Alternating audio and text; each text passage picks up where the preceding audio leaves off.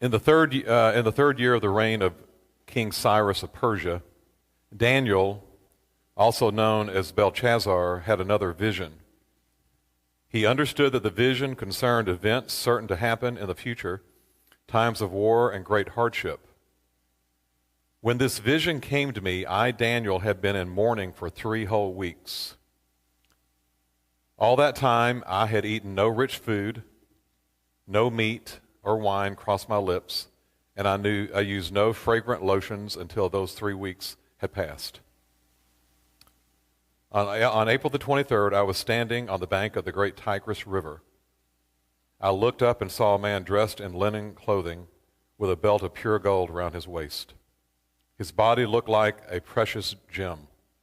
His face flashed like lightning, and his eyes flamed like torches. His arms and feet shone like polished bronze, and his voice roared like a vast multitude of people. Only I, Daniel, saw this vision. The men with me saw nothing, but they were suddenly terrified and ran away to hide. So I was left there all alone to see this amazing vision. My strength left me, my face grew deathly pale, and I felt very weak. And then I heard the man speak, and when I heard the sound of his voice, I fainted, and I lay there with my face to the ground. Just then a hand touched me and lifted me, still trembling to my hands and knees. And the man said to me, Daniel, you are very precious to God. So listen carefully to what I have to say to you. Stand up, for I have been sent to you. When he said this to me, I stood up, still trembling. And then he said, don't be afraid, Daniel.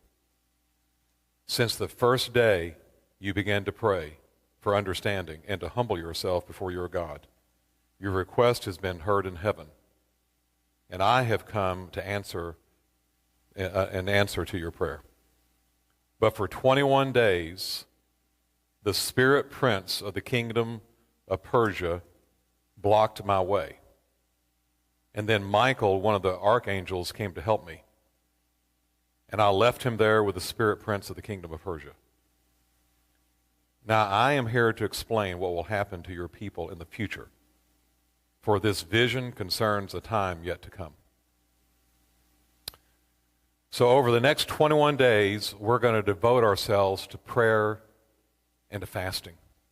We're going to devote ourselves to praying just like Daniel did for 2 reasons. Number 1, to be closer to God. And number 2, because you want to see God break in and move in some amazing way in your life. How many in this room you want to be closer to God? How many of you want to see God move in an amazing way in your life, in some situation? The Daniel fast focuses on fasting from rich foods like sweets, desserts, foods high in fat, meats, alcohol. But there are other options that whenever I've done the Daniel fast myself, that you can do as well, okay? So if you're on a dietary restriction or something like that, here's the deal. I think God sees our heart and he meets us where we are. And I think any form of fasting God honors. And there's some biblical mandates for that. I'm going to show you in just a second. But so you've got either the option of fasting from rich for 21 days. You know, it's almost like a vegan diet, right? From sweets, desserts, foods high in fat, alcohol. You know, notice Daniel said, no wine touched my lips. Other options are work. Here's what I mean by that. This year, I have dedicated myself to having a Sabbath day because I have, and not having my phone on, because I have struggled for, I won't even tell you how long, that I never feel like I get a time off. I mean, my mobile number is the church number, and I'm not complaining. I want to be available. But when you're feeling like you're on 24/7, you know, it can cause you to run dry.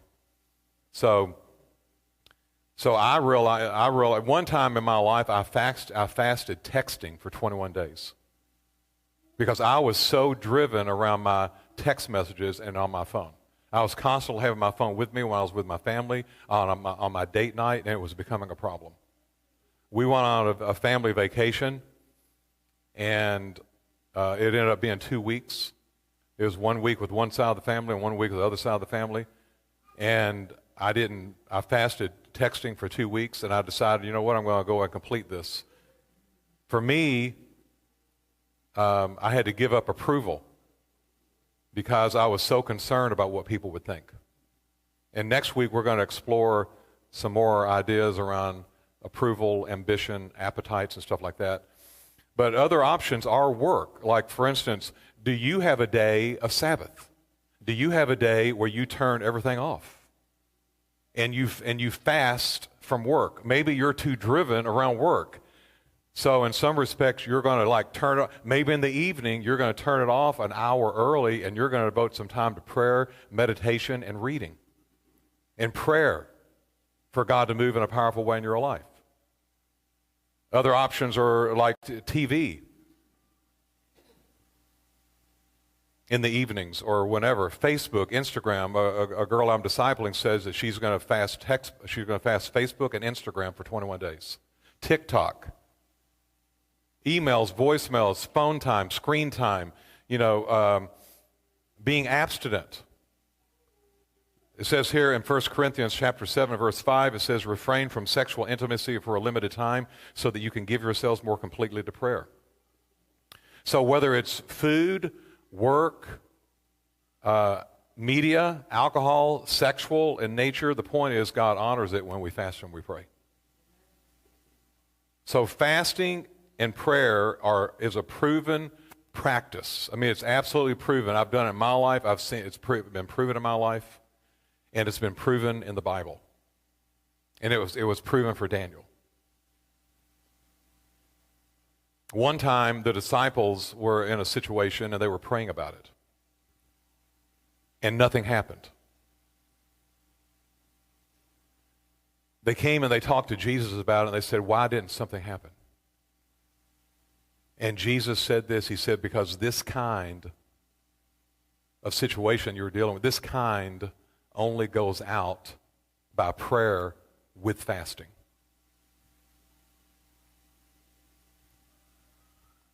I mean, look at what it says in Daniel. It says that, let's look at it again. Daniel chapter 10, verses 12 through 14. I think it'll be up on the screen. Daniel chapter 10, verses 12 through 14. It says, Then he said, don't be afraid, Daniel. He has this heavenly encounter. Some people believe that it was Jesus Christ revealing himself in the Old Testament. Whether it was Jesus revealing himself in the Old Testament or an angel, listen to this. Don't be afraid, Daniel. Since the first day, everybody say first day. From the first day you started to pray, and notice he's praying for understanding. He's praying like for wisdom. Do any of you need wisdom in a situation you're trying to figure out what to do? So he's praying for wisdom. He's praying for understanding. And he's humbling himself. He's saying, God, I need you to help me. Did you know C.S. Lewis said it's not that our desires are too strong, it's that they're not strong enough.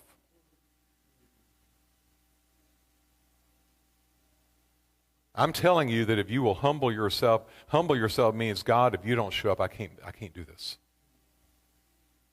But notice he says from the first day you started to pray, your prayer was heard, right? See, God is for us. But there are obstacles in the way that we often don't even think about in an unseen way. He says, from the first day you started to pray, your prayer was heard, and I have come in answer to your prayer, but for 21 days, the spirit prince of the kingdom of Persia was blocking my way, which many people think is a reference to Satan himself or a demonic presence. And then Michael, one of the archangels, came to help me, and I left him there with the spirit prince of the kingdom of Persia, and now I have come to explain what will happen to your people in the future, for this vision concerns a time yet to come. What would have happened if Daniel prayed for 3 days and then he gave up? Because I'm telling you, whatever you choose to fast, there will come a point it's going to be hard. But Jesus said that his yoke is comfortable in the burden that he gives you to carry his light.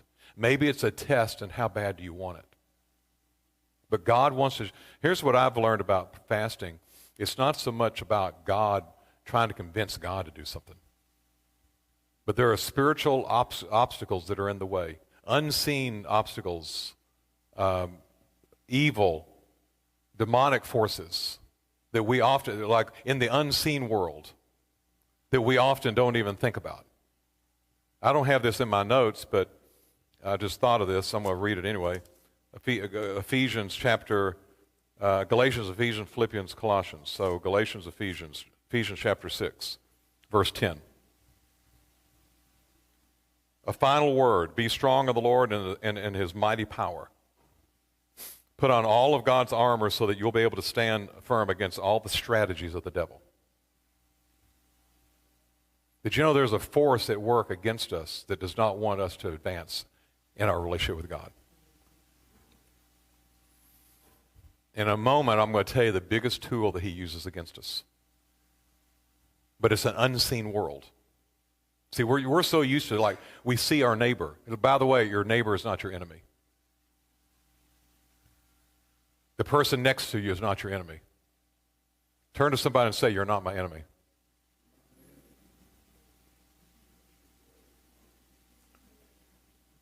Put on the full armor of God so that you'll be able to stand firm against all the strategies. Notice it says strategies. Next week, we're going to look at the temptation that Jesus went through in the wilderness. And he had to face 3 temptations from the devil. After he had stand firm, here's what it says. The devil left him for another opportune time.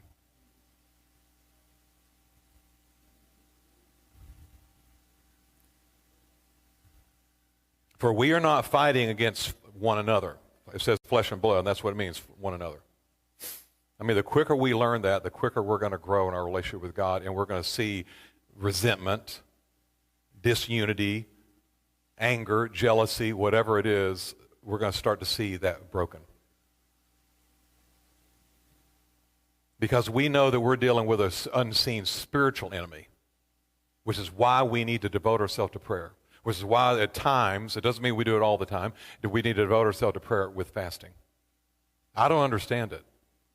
But all I know is that biblically it works. It breaks down the opposition, the unseen spiritual forces of evil that are in the way. For we're not fighting against flesh and blood, but against all evil rulers, against evil rulers and authorities of the unseen world. Against mighty powers in this dark world, and against the evil spirits in heavenly places. Therefore, put on every piece of God's armor so that you'll be able to resist the enemy in the time of evil. Then after the battle, you'll be able to stand firm. Stand firm, stand your ground, and put on the belt of truth, which is the truth of God, the truth of who we are. Put on the belt of truth, the body of armor of God's righteousness, which means that he makes us righteous, not ourselves. Put on the shoes of peace. Seek to bring peace and be a person of peace. In addition, hold up the shield of faith. God, I don't know how you're going to get me through this, but I'm trusting and believing you're going to do it. Instead of giving into doubt and then giving up. You know what? I'm going to quit praying. Forget this. And then we start getting into the feelings of the flesh like anger, resentment, or despair. Lifting up the shield of faith so that you can extinguish all the fiery arrows of the devil. You know what? I'm going to keep believing. You know what it says about Job? Job's wife said, curse God and die. Job said, though God slay me, yet will I trust him. I don't understand why I'm going through this. But I believe that God's going to bring me through on the other side. I believe that he's going to work good. In addition to all these, hold up the shield of faith. Okay, to stop the fire arrows of the devil. I guess he wanted me to read that again. Put on salvation. Put on as salvation your helmet, and take the sword of the Spirit, which is the Word of God. Pray in the Spirit at all times and on every occasion. Stay alert and be persistent in your prayers for all believers around everywhere. And pray for me too. Ask God to give me the right words so that I can boldly explain God's mysterious plan, that the good news is for Jews and Gentiles and for everyone.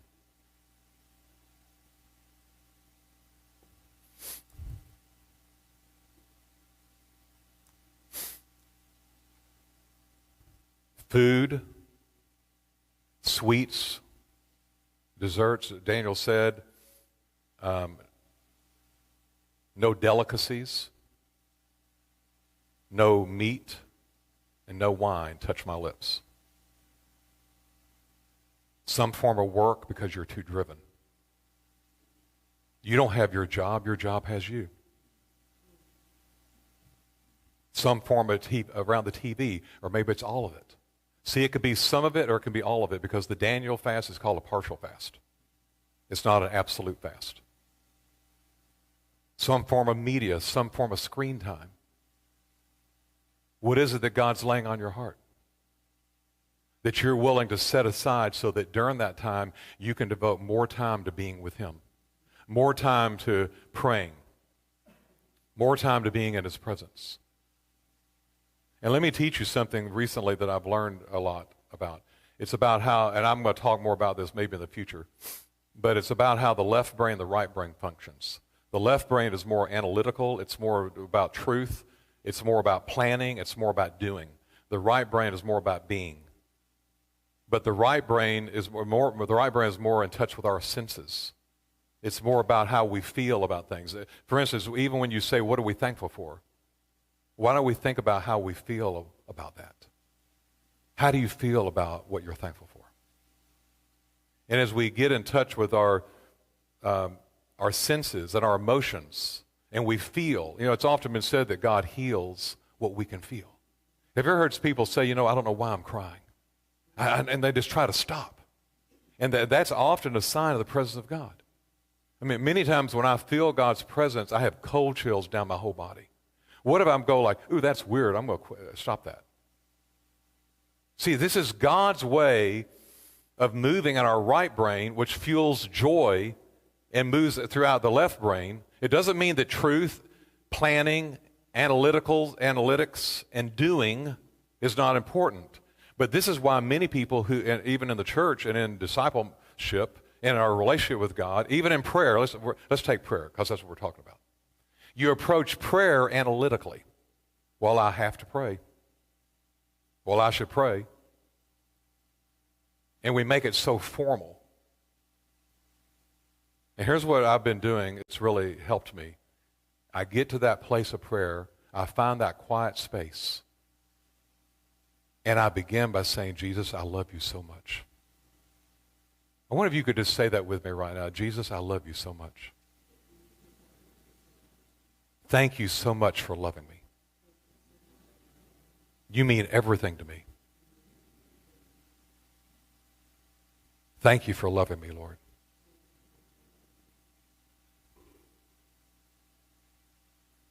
And just sit with that. And be quiet. It says, be still and know that I'm God.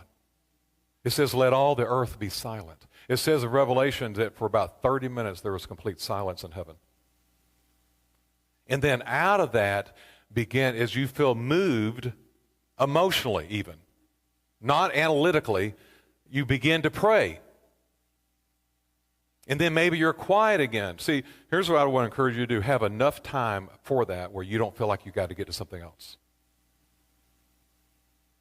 And I don't like to tell people what my time is, because my time is different what it used to be 20 years ago. And my time is my time and your time is your time. But here's my point. You need to figure out a time where you can be in quiet, where you can tell Jesus you love him, where you can ask him to love you. You can then out of that talk to him about what's on your mind and what you want to pray about. You need enough time for that where you don't feel like whatever you got to get to is on your mind. Because if you're trying to do that too quickly, you're shortchanging the experience, and all you're going to do is fire off your left brain. And you're not going to experience joy. You need that time where you can be with him. So here's the deal. When you give up preparation for food, when you give up an hour of TV, like what if you turned the TV off an hour earlier than normal and spent that time being quiet and praying and listening for 21 days? I want you to imagine, and if you want to come and get a note card, there's pens, or if you have your phone, you can send yourself a text message. But I want you to imagine right now that Jesus wants to speak to you in a note card. And that means it's not going to be long. He wants to talk to you about this 21 days of prayer, but he wants to talk to you about it as an opportunity. He doesn't want you to think, in other words, he's trying to get you to rethink it. Because you know what? I don't know about you, but I don't enjoy fasting. You know, I mean, so many spiritual leaders, I'll tell them, I go, I hate fasting, you know, but it's proven results. So I've learned to do it. I've moved from I hate it to I love it. Because I know because something's going to happen. So I wonder if you could just imagine, and we'll take a little time at the end because I'm almost done, so don't feel like you got to go grab a note card right this second. But I want you to begin to think about if Jesus were to say, "Dear Lindsay, dear Courtney, dear Hope, dear AJ, dear Renee, how much I love you. Come and I can't wait for us to spend some time together." You know that situation in your life that you're so stressed out about? I want to move in that. Let me take control. And in ways that we don't quite understand until maybe one day when we get to heaven. Prayer is our partnership with God to see his kingdom come in the earth. His kingdom is his reign and his rule in the situations of our life, in our jobs, in our families, in our friendships, in our relationships, in our purpose, in our whatever. And we partner with God through prayer. And prayer and fasting is a proven result that we do. People from Latin America, people from North America, and people from the Middle East are all participating in this fast starting tomorrow.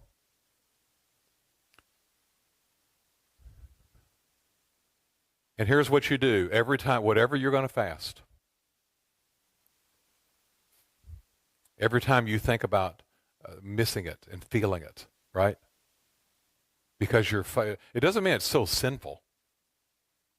But think about this: the harder it is for you to maybe put that aside, is it might be an indication that maybe you're depending upon that more than you should. It doesn't mean you're going to quit your job, you know. It doesn't mean you have to give up a glass of wine unless that's a problem for you. It doesn't mean you need to quit watching TV forever. But if the Lord is calling you, hey, I want you to turn the TV off an hour earlier. Or maybe he's saying, you know what, I want you not to watch any TV at night. Because that tends to be your go-to. And I want to be your go-to. Whatever it is, see it as an opportunity. And write yourself a note from him. And every time you're missing that situation, here's what I do, and I've taught people to do this. Just say, God, I want you more. When you're feeling that, I want you more. You know, there was a girl that I talked to one time, and she was trying to get abstinent from alcohol, and she was actually in a halfway house, and she was talking about how hard it is, and she was walking everywhere. And she said that it's hard when she walks past the liquor stores. And she starts thinking about drinking. So I told her, I said, what if every time that you walk past those liquor stores, or even every time you think about alcohol, what about if you just said, Jesus, I want you more. Jesus, I want you more. About 2 weeks later, I saw her and we met and we talked. And she said, you know what, I've been doing that. She said, it's really made a difference. And I'm starting to feel that craving for alcohol has gotten so less and less. And I'm starting to experience God in my life. So you simply say, God, Jesus, I want you more. And Lord, I'm concerned about this situation. I'm praying for my cousin. I'm praying for my purpose. I'm praying for my next step in my life. I'm praying to see breakthrough and progress in the group that I'm starting, in the person I'm meeting with, in the spiritual conversations I want to have more in my life. Whatever it is on your heart, that's what you pray about. Daniel 1:17, look at what Daniel and his friends had fasted together, and Daniel 1:17 says this, that God gave these 4 young men an unusual aptitude for understanding every aspect of literature and wisdom. And God gave Daniel the special ability to interpret the meaning of visions and dreams. Next Sunday, we're going to dive in more of the background of Daniel. We'll be in chapter 1, and it's very fascinating, his story, so we'll dive more into that. But it just says that because Daniel and his friends fasted, notice what God did. God gave them the ability, and Daniel the ability to interpret the meaning of visions and dreams, and God used that to set him up for his purpose and for his future and for his position in his life. You know, Wednesday, I think it was Wednesday, there was a couple of pastors from the Cincinnati Vineyard Church that wanted to meet with me about disciple making and starting spiritual conversations with people and starting groups with people. And we met at Shiraz Mediterranean Grill. My daughter's back there laughing because she thinks I'm addicted to. No, I'm not going to fast Shiraz, okay? No. But we were meeting there, and there was this guy that was waiting on us, and he was just, he was very kind, gave great customer service. And long story short, I felt led before we left just to tell him that I'm trying to meet with people in the community, talk about struggles and challenges people face, start groups. And he immediately said, I don't really have very many struggles. And I said, well, that's cool. I said, I'd love to just talk to you more about fitness because he's in college and he's an athlete. And I said, and I think he's interested in going into maybe being a dietitian. And I said, actually, my daughter is a certified dietitian. And I said, maybe we can meet up and have coffee. He goes, well, what's your number? So we exchanged numbers. And it was one of those moments of like, I don't know if he was just doing this just because, get me off his back kind of thing. So when I left, I texted him a couple hours later, and I said, hey, if you want to meet up, because I'd asked him what the best times are. And I said, if you want to meet up next Wednesday at 11 a.m. For coffee, I'd love to meet and we can talk more. 3 days goes by, and I didn't hear a thing. And so I just felt like one more time, I felt led to send this to him. And here's what I said. I said his name, which I'll keep private. I just want to tell you, thanks again for your amazing customer service. I work in our community creating groups for people to help them with the challenges in their life and also to get closer to God, but not in a way that's religious or churchy. I find that so many people today are not into religion or church, but they do have a desire to get closer to God and build meaningful relationships with others. I just felt led to reach out and see if you want to talk more about it because I was really moved by how kind you were and what a great way you have with people. And so that was on Friday afternoon. Well, yesterday I did my intermediate fasting, which means I don't eat till 3 p.m. Now sometimes I'll start at 1 p.m. So whatever it is, you've got a 6-hour window that you can eat. So I went till 3 p.m. and shortly after the 3 p.m. yesterday, and I was praying for him. And honestly, I didn't think I would say, there's my faith, I didn't think I'd hear from him, but I was praying that I would. He responds back at 2:56 p.m. yesterday. He said, I'm interested in what you've got to share. Wednesday at 11 works. But I want to say this. The emphasis is not on what Daniel did or even on fasting. The emphasis is on what God gave. It says twice in that verse, it says, God gave, and then it says, and God gave. It's like a double emphasis because God is wanting us to get that it's not so much about what we do, and it's not even so much about our behavior. The emphasis is on that God gives, and the emphasis is on God's grace. So let me say it again. The emphasis is not on what you do, and the emphasis is on what God gives. The emphasis is not on your behavior. The emphasis is on God's grace. It's so important that we get that, because if you don't get that, you will constantly carry the pressure that you are the one that's going to make it happen. And you are not the one, and I am not the one that's going to make it happen. He is the one that makes it happen. But it doesn't mean our behavior is not important, and it doesn't mean our actions are not important. It's just that the emphasis is not on us. The emphasis is on, and God gave. God gave Daniel and his friends, and then God gave. Everybody's saying God gave. So New Year's Day, I was out running a couple errands, and this guy literally cut me off, and to the point that it was so aggressive, like getting in front of me, almost like running me like a form of road rage. I rolled my window down, and I said, "What is your problem?"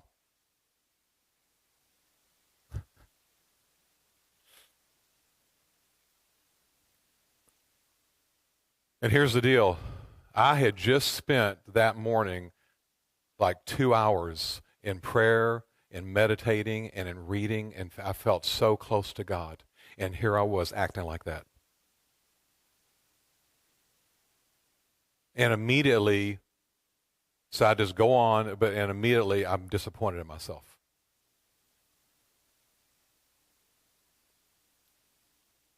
And I feel the enemy's condemnation. Because the enemy is into condemning us. Everybody say this, the enemy is into condemning me. But God is into forgiving me and giving me grace. You see, I started thinking about, I used to be a hothead. I was never afraid to back down from anybody. I'm not saying I'm proud of it. I was constantly losing my temper. But slowly through the process of His grace, God has brought me more to be a person who loves people and not reacts to people. But here I was, reacting. One of the biggest tools the enemy will use against you is the tool of condemnation and the tool of accusation. It is one of the biggest reasons that pastors quit the ministry. It's one of the biggest reasons that leaders who were leading stop leading. It's one of the biggest reasons why people leave churches and don't come back. I'm not saying it is the reason, but I'm saying it is one of the big reasons. It's one of the reasons that you'll start your time of 21 days of prayer, and 3 days into it, you'll quit. You know why? Because you turned the TV on. You know why? Because you ate the Twinkie. Twinkie, they used to make Twinkies. You ate the donut, And what do? You remember that the enemy's into condemning you, but Jesus is into forgiving you and to give you grace. And He takes your hand and He says, let's continue the journey.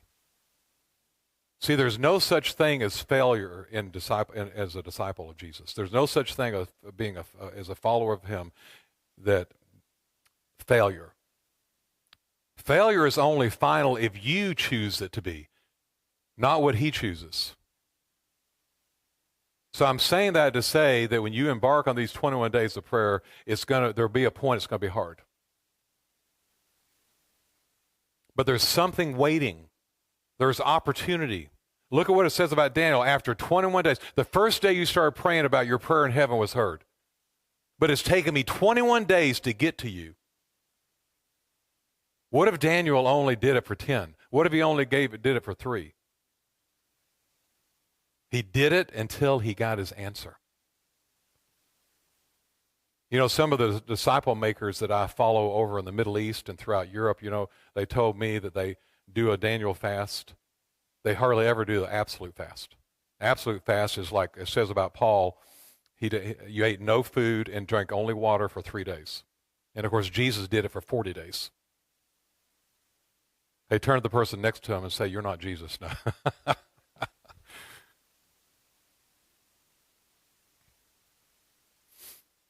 But they will often do the Daniel fast until something happens. It may be just like with me. I did a form of that till 3 p.m. yesterday, and something happened. He told me that they'll do it until something happens that they're praying about. The longest that they went, he said one time, was 72 days. It's not that our desires are not strong enough, C.S. Lewis said. It's that they're not strong enough.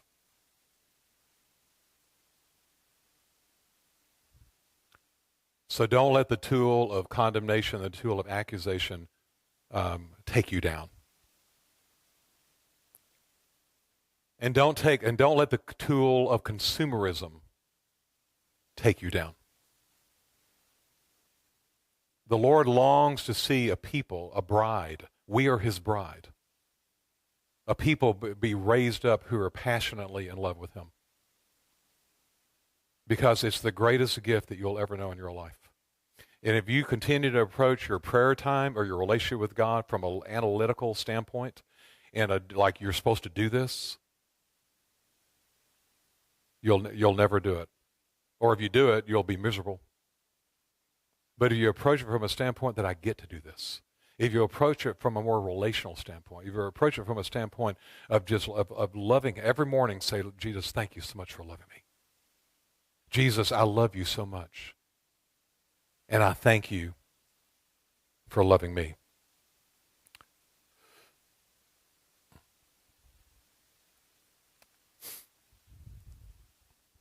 So what will you fast for 21 days? One of the things that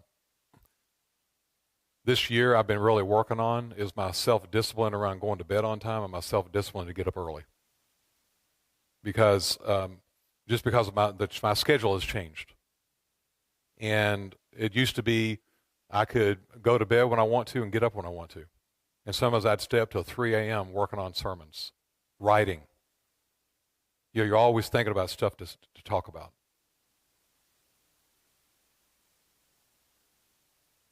Sometimes people say, "How long does it take you to put together a message?" Generally 20 hours. If you include meditation, if you include all the time you think about it. I've been doing it for so long that it doesn't take me that long as it used to. But every Monday morning, that thing is staring you in the face. What am I going to talk about next week, right? But something I feel called to, and I get to do it. My point is that I would do that, and then, you know, I can sleep in a little bit later if I want to and start my day. Now I'm having to be more organized. So in the evenings, I'm often, like Sunday night through Thursday night are kind of my work days, and I'm not getting in until 8 o'clock, and often eating dinner. I'm not eating dinner until 8:30. Sometimes 9 o'clock. Well, then I'm trying to go to bed by 10:30. I'm talking about be in bed, like hopefully I can be asleep, you know? And and I don't feel like I'm addicted to TV because I don't watch that much TV. But the only time I watch a little TV is in the evening when I'm eating my food. And and then And then it's like 10 o'clock rolls around, and it's like I need to turn the TV off, or I need to get ready to go to bed. You know, there's always stuff to do, right? So I feel like what the Lord's calling me to do is to give up the TV time in the evening. Now, tomorrow night is the college football game, so I think I'm going to watch that. But the Lord said I can start on Tuesday. No.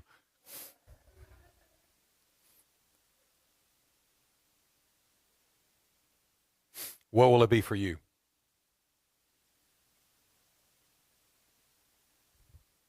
So let's just take a minute. Let's just take the next 3 to 5 minutes and to get a note card if you want. Pull out your phone if you want. Write down a few notes about, first of all, what is Jesus saying to you? Like, dear Preston, dear Laura. Just a couple of sentences or a couple of words. What does he want to say to you about this fast, this time for 21 days? How does he want you to look at it? Like he's giving you an invitation. It's like an invitation to a party. It's an invitation to pray. And then what will you tell him that you're going to put aside, you're going to fast? So just take a couple of minutes and have a chat with the King of Kings and the Lord of Lords. Listen for what he wants to say to you. Did I pray?